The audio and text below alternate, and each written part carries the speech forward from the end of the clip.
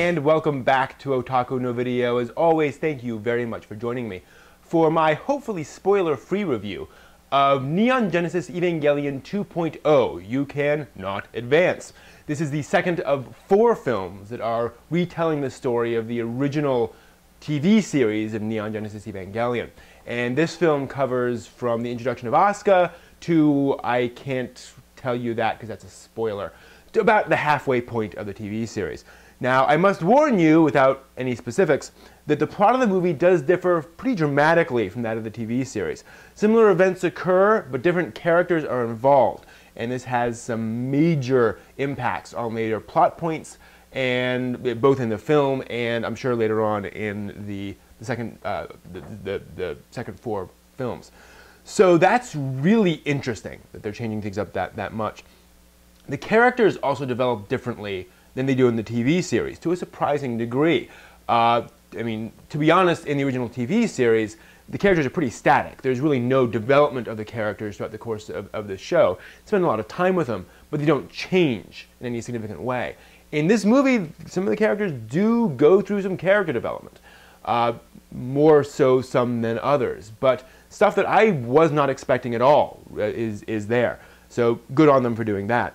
The film also sees the introduction of a new female pilot, Mari Illustrious. Awesome name, awesome character. She is bold, upbeat, fun-loving, and she loves piloting her Evangelion. Wow!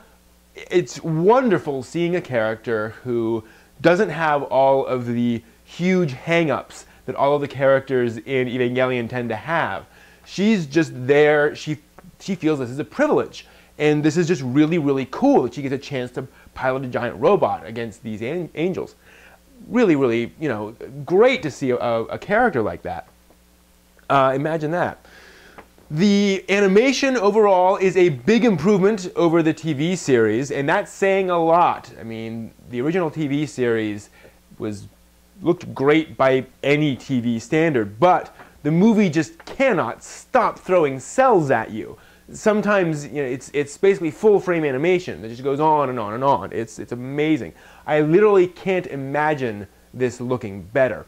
And it managed to retain its Evangelion-ness. I mean, Evangelion always had the bright color palette of anime. You know, it's very bright, unlike, say, Haibane Renmei or Boogie Pop Phantom, which have very, very controlled palettes.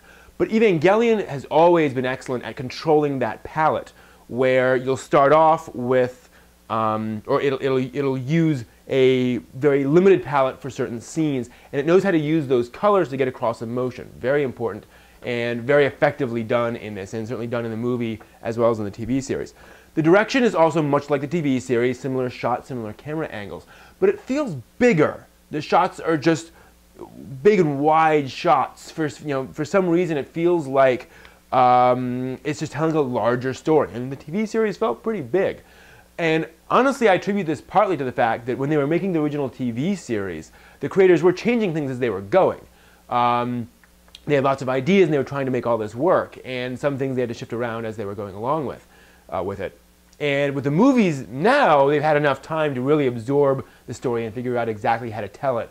So now they can just sort of lay it all out there, and they can be much more bold in their presentation of that, because they don't have to worry about things changing, partway through. So that's a very good thing. And that's basically all I can tell you without getting into spoiler land, and that's kind of my frustration here, especially with the second movie in a trilogy. If you haven't seen the first part, but this is a big, bold, beautiful film.